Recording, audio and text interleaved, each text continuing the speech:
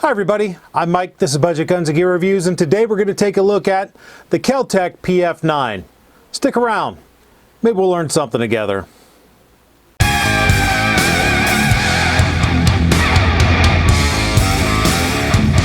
So the Kel Tec PF9 is a single stack 9mm compact polymer pistol made by Kel Tec, of course. It's kind of a hybrid between their P11 and their P3 AT, both of which are fairly well regarded by some and not very well regarded by others.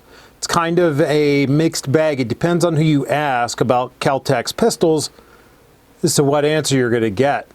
Kel Tec is known for having some innovative designs, from their KSG to their Sub 2000, which are both very well regarded, to their pistols, which again are a mixed bag.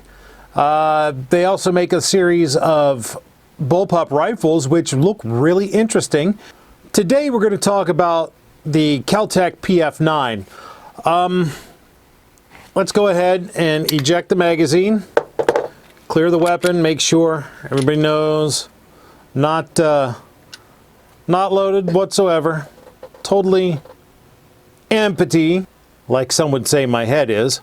So this is a double action only pistol, but be aware that it does not have second strike capability. In other words, when you pull the trigger, you raise and lower the hammer, because it is hammer fired. When you release the trigger, dead trigger. The slide has to reciprocate to recock the mechanism. When you reset it, you're going to hear two clicks. That first click is not a reset. The second click is the reset, and you can start the firing cycle all over again. Again, dead trigger till the slide reciprocates, then it'll work the way it's supposed to. So just keep that in mind. Just because it says that it's a double action only, it does not mean it has second strike capability. This particular example was loaned to me by a friend, so thanks Mike for letting me check this out. He's actually offered it to me since I started my channel. I just have never gotten around to doing it. So yeah, I didn't buy this. Kel Tec didn't send it to me. This is on loan from a buddy. He has a laser light laser attached to it. But yeah, it doesn't have any batteries in it, and I didn't buy any to put in it. So I couldn't tell you whether this laser light laser works worth a darn. I did take it out to the range recently and do some shooting with it, and man, I'm kind of mixed. It's a nice, light, concealable package for sure, but it's not real fun to shoot. Recoil is kind of snappy. It does only allow me to get a 2-finger grip on it. The extended base plate, it does allow me to get about half a pinky on it. A little bit more controllable with that, but I have to tell you, the grip texture on this is pretty aggressive, and the angles on it are, well, pretty aggressive.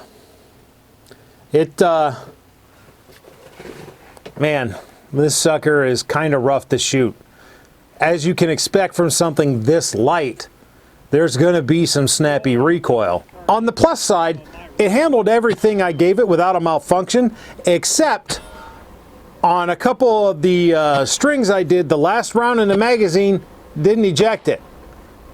Didn't extract it, it didn't come out. And it didn't lock back on an empty magazine. You know, obviously it's supposed to lock back on an empty mag, and it didn't. I don't know what that's about. I don't know whether that's shooter error. I don't know if it's pistol malfunction. I really can't tell you. I do know that I couldn't hit squat with it from 10-15 yards. The sights were drifted far over to the left, which, by the way, the rear sight is adjustable for windage, but that was kind of a problem for me because I couldn't hit any damn thing with it. All my shots were stringing off to the left until I used the Allen key that came in the box on that big old screw right there in the rear sight to loosen it up and then drift it over to the left. Well, I tightened it up, and I tightened it up pretty good. Came back, ran a magazine through it, right on where it needed to be. The next magazine, sights had drifted off to the left again. I don't know if that's a problem that's just something for this particular pistol, or if it's something that is endemic to all Kel Tec PF9s. I couldn't tell you. It's light, it's handy, it points very well. You know, it comes right up on target for me, but again, if the rear sights won't stay in place, fit and finish is nice. It's fitting, the fit and finish is good. The grip is quite thin. I don't know, but it's got some sharp edges to it. I think that if I put a Hogue grip sleeve on it, it would fill my hand a little bit better, and it would take some of the nastiness out of it when you shoot it, because it kind of leaves you sore and sorry. You know, just it is what it is. In its price range, which is right now is around 250, 260, 270 bucks, with an MSRP of 358. You can get other pistols like the Ruger EC9S that are just a plain joy to shoot, and you don't have to worry about your sights going anywhere because they're fixed. Does that mean this isn't worth it? No. If this is what you have, or if you can get a good deal on a used one, it went bang every time I pulled the trigger, and at hey, get the hell off me distance, I think it'd get the job done. I can't say if it'll be a no-go for you, but I have other options available. If I were to pick this up used for a good deal, then yeah, I would do it. And as I said, I wouldn't feel too bad about carrying it for, hey, get the hell off me distance. Anything out past 7, 8, 10 yards, yeah, I would be hesitant. Because with the sights drifting the way they did, I can't count on putting everything on target like I need to for a defensive pistol. Just is what it is.